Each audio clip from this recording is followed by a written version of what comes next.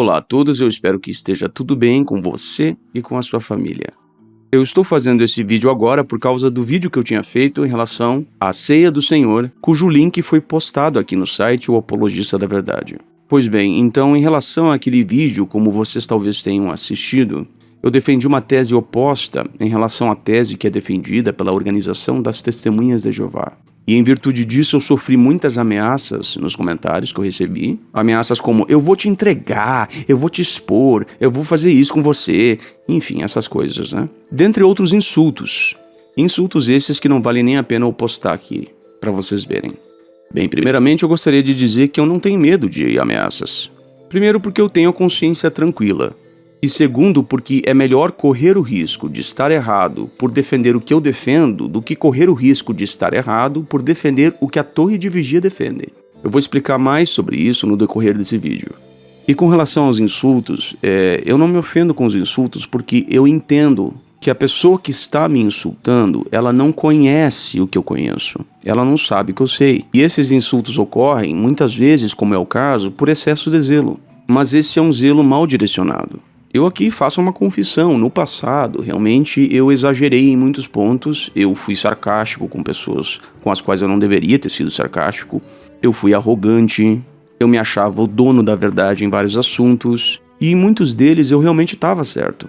Mas hoje eu sou muito mais maduro do que eu era, há 7 anos atrás. E quando a maturidade vem, a gente muda o nosso modo de pensar sobre as coisas e sobre as pessoas, e passa a colocar pessoas acima de coisas. E eu já disse isso e digo de novo. Hoje eu faria as coisas que eu fiz no passado de modo diferente. Eu teria sido mais respeitoso para com as pessoas. Por mais que eu discorde delas. Então por que eu estou dizendo isso? Porque eu entendo que as pessoas se ofendam com o fato de eu ter mudado de opinião sobre alguns assuntos importantes. Então a todas as pessoas com quem eu fui sarcástico indevidamente, a todas as pessoas que eu ofendi, eu peço desculpas. E em relação a isso, a mudar de opinião, a passar a pensar diferente do que se pensava anteriormente, eu gostaria de apresentar aqui as palavras de Henry Grew, que foi, por assim dizer, o mentor intelectual do irmão Russell, e que nós fizéssemos uma reflexão sobre as palavras de Henry Grew e aplicássemos tais palavras a nós. Só para contextualizar aqui um pouco, o Henry Grew, ele era trinitário e ele deixou de ser trinitário para ser unitário. Ele era um pastor da Igreja Batista e ele disse assim, abre aspas, quão lamentável é a conduta de alguns cristãos que estão mais ansiosos para espalhar notícias sobre os sentimentos de um irmão que geralmente representam erroneamente seus reais pontos de vista, do que se esforçar para restaurá-lo com espírito e mansidão de seu suposto erro. Seguindo mais à frente. Quando irmãos de diferentes pontos de vista, conscientes da imperfeição de seu conhecimento, conferem uns aos outros com um puro desejo pela verdade, eles podem ter esperança por meio de um exame sincero de cada argumento e uma dependência do Espírito Santo para beneficiar uns aos outros e promover a causa da verdade. Mas, se estivermos apenas preocupados em apoiar nossas opiniões pré-concebidas e reprimir aqueles que se opõem a elas, estaremos em uma maneira justa de viver e morrer em nossos erros. Mais à frente ele disse, e não temos nós, consequentemente, razão para temer que muitas de nossas ideias sobre assuntos divinos foram recebidas pela tradição de nossos pais e não pela palavra do Senhor? Fecha aspas. Veja só que palavras sábias, não é mesmo? Pois bem, eu tenho sido acusado de apostasia por alguns irmãos, na verdade por muitos irmãos. Entretanto, esses irmãos sequer conhecem o sentido da palavra apostasia. A palavra apostasia significa abandono, e ela se refere a você trocar de religião. Por exemplo, se eu sou um muçulmano e eu me converto ao cristianismo, para o Islã eu me tornei um apóstata. Compreendeu? Então este é o sentido da palavra apostasia. Visto que eu não me converti a nenhuma outra religião, o que eu fiz não se encaixa na definição de apostasia, porque as palavras têm definições. Eu não posso simplesmente mudar a definição da palavra ou inventar sentidos para a palavra, no caso a palavra apostasia, e começar a chamar todo mundo que eu quero chamar de apóstata. É semelhante à palavra adúltero, por exemplo. Imagine que você comece a chamar as pessoas de adúlteros. Ou seu adúltero, você virou adúltero, você é um adúltero. E aí a pessoa pergunta, tá, mas o que eu fiz para você me chamar de adúltero? Ah, você deu um beijo no rosto de sua prima. Gente, a palavra adúltero não se refere a esta ação. Isto não é adultério. Da mesma forma, em relação ao vídeo que eu fiz, onde eu defendi ali que todos os cristãos devem participar da ceia do Senhor, porque a Bíblia não diz que não devem, isso não é e nem pode ser considerado em hipótese alguma apostasia. Em realidade, isso não tem nenhuma relação com o sentido da palavra apostasia. Não é isso que significa apostasia. Então, uma lição que eu aprendi na vida é o seguinte: irmão, não faça acusações de coisas que você acha que conhece, porque isso é arrogância. A arrogância não é eu dizer que eu sei e de fato eu saber aquilo que eu digo que eu sei. Isso não é arrogância, isso é autoconfiança. A arrogância é eu achar que sei, é eu me achar bom demais em algo que eu não sou bom demais. Isso é arrogância. Então, em relação àqueles que vieram aqui me ofender, me ameaçar, me insultar, irmão, eu digo o seguinte: baixa a tua bola, calma. Vai que eu tô certo e que você tá errado. E se você tiver errado? E se a organização tiver errado e eu tô certo? E aí, como é que fica? Em relação ao novo pacto e a ceia do Senhor, que foi o título do vídeo que eu fiz, onde eu mostrei ali que todos os cristãos, incluindo os membros da grande multidão, devem participar da ceia do Senhor. E aí teve irmãos que chegaram para mim mostrando os textos de Hebreus ali, que fala do chamado e do novo pacto, e que, portanto, somente aqueles que fazem parte da esperança celestial devem fazer parte do novo pacto.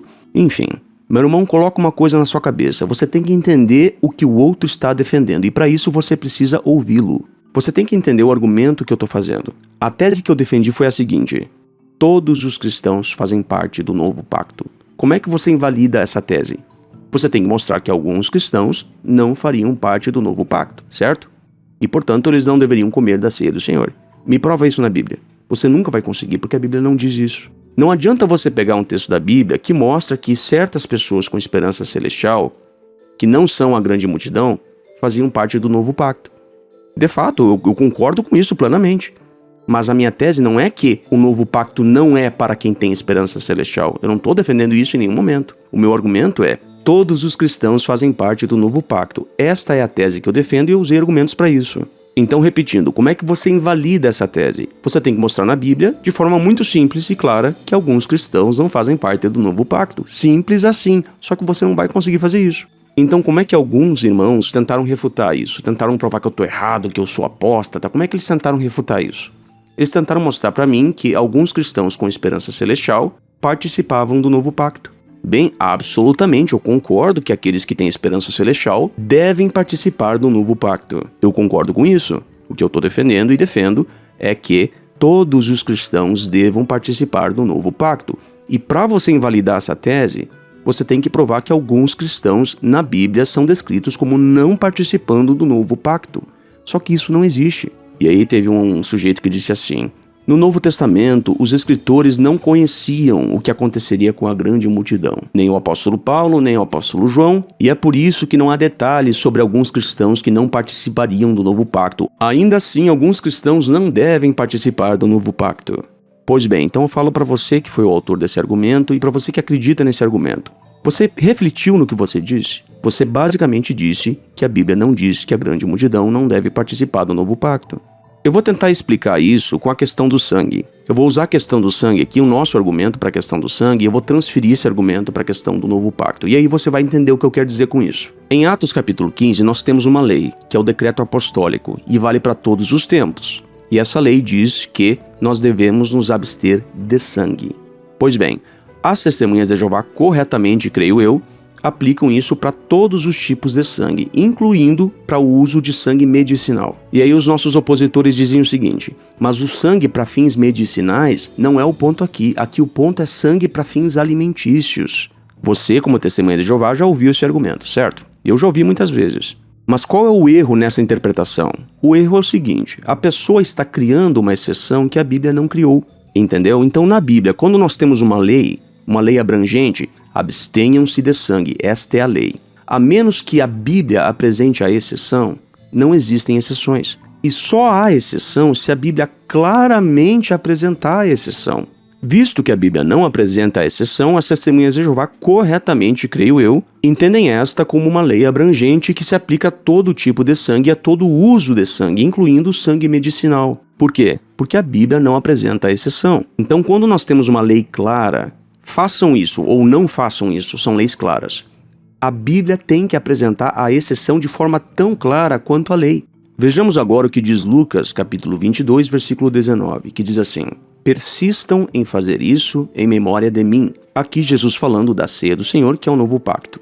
Então aqui nós temos uma lei. Persistam em fazer isso em memória de mim. Esta lei é abrangente e vale para todos. E aqui que está o ponto. Se você acha que ela não vale para todos, você vai ter que fazer a mesma coisa que a gente exige que os opositores na questão do sangue façam. Eles têm que provar a exceção.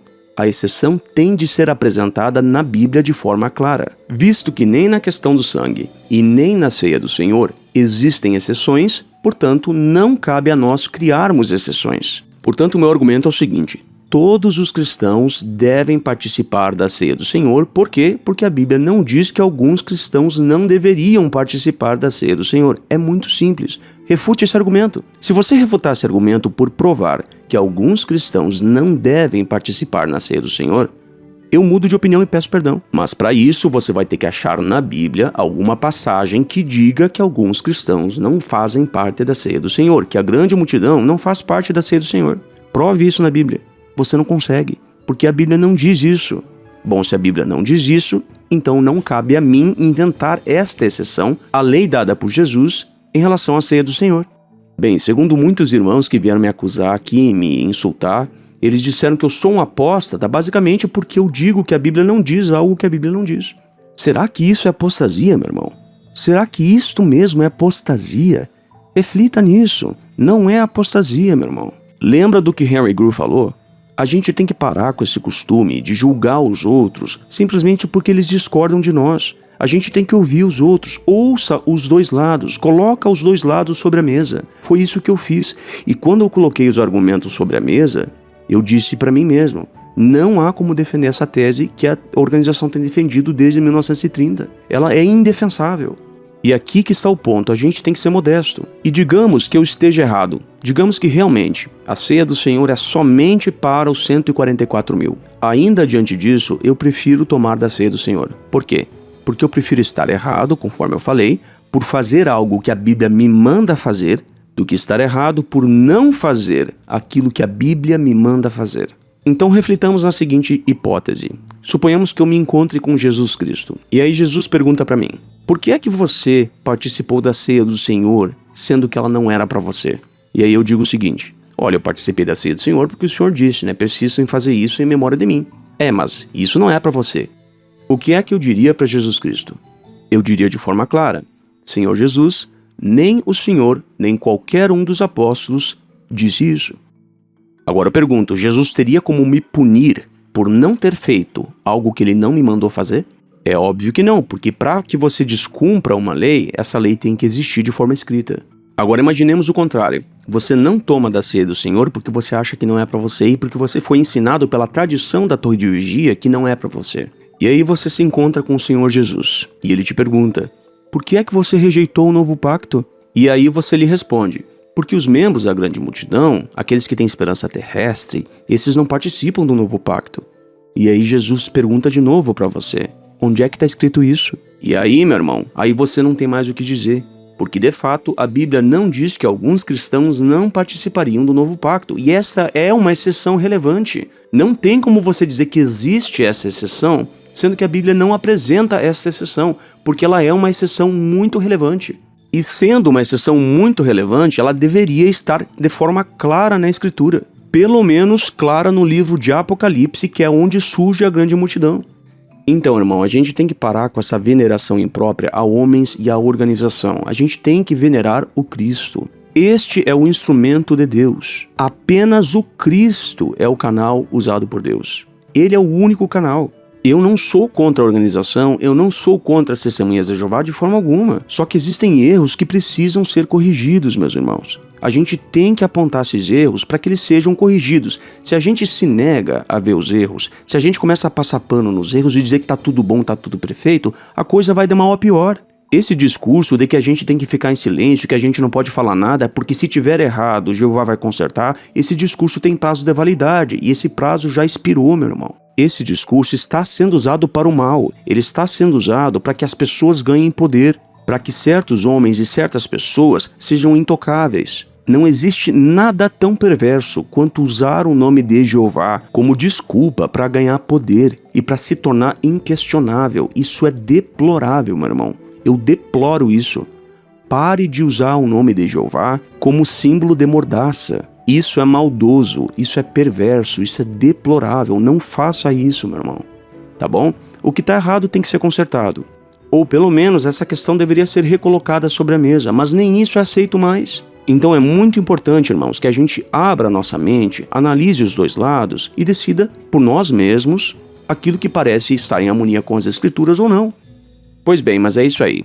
Um abraço a todos e fiquem em paz. Eu espero que você tenha gostado desse vídeo.